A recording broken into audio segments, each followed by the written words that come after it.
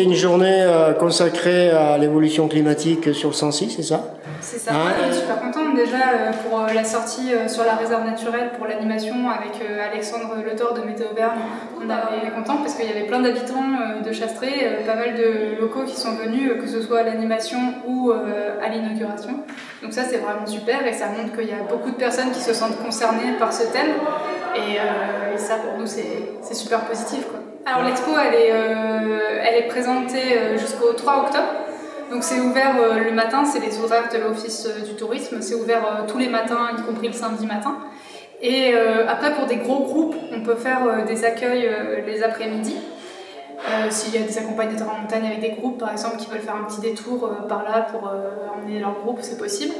Et en parallèle, le but c'est que les gens manipulent un petit peu tout, donc bon, vu les conditions, on a mis un peu du gel partout, mais il y a dans la partie déchets, il y a 3 mini-jeux que les enfants ou les grands peuvent faire pour comprendre la problématique des déchets sur la réserve naturelle, et dans la partie climat, il y a des emplacements qui sont faits pour que les gens puissent s'exprimer soit sur les causes et impacts du changement climatique qu'ils observent, soit sur les solutions qu'ils envisagent eux-mêmes de mettre ou qu'ils aimeraient bien qu'à l'échelle nationale, les solutions soient faites. Je suis heureux de vous accueillir à ce vernissage, organisé donc par le Parc des Volcans, dans le cadre de la gestion de la réserve naturelle de Chastré-Sancy. Le thème choisi est d'actualité puisqu'il s'agit du changement climatique. C'est un sujet de préoccupation forte du Parc naturel régional des Volcans d'Auvergne, car notre territoire ne sera pas épargné.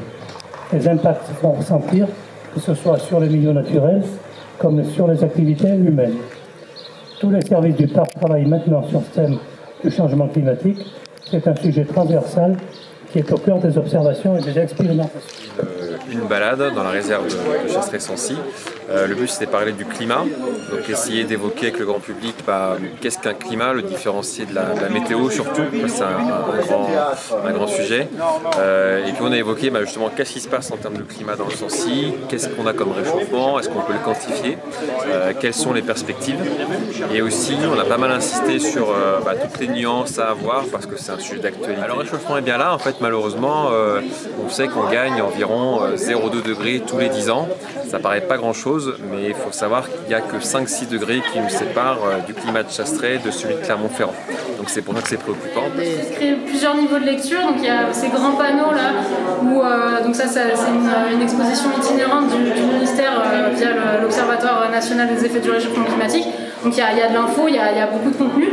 Puis nous on a voulu essayer de ramener ça aussi localement. Donc il y a les fruits de l'analyse du climat local, des évolutions locales. C'était un travail qui a été fait déjà avec Frédéric Serre et le Parc des Volcans, et là qui a été renforcé avec cette expérimentation du Life Nature Adapt. Et donc on apporte vraiment des chiffres clés sur le Sancy. Par exemple, il y a des choses sur le télétravail, sur l'impact de l'Internet. C'est très important. Le télétravail, nous-mêmes personnellement, le streaming, regarder des films, les vidéos YouTube. Voilà. Malheureusement, ça émet du CO2. Et donc aussi les vêtements, bien choisir. L'alimentation aussi peut être un endroit où on peut avoir des choix qui peuvent réduire un petit peu notre impact. Et voilà, il y a une part collective et il y a une part individuelle. Là, actuellement, je fais des enquêtes auprès des acteurs locaux.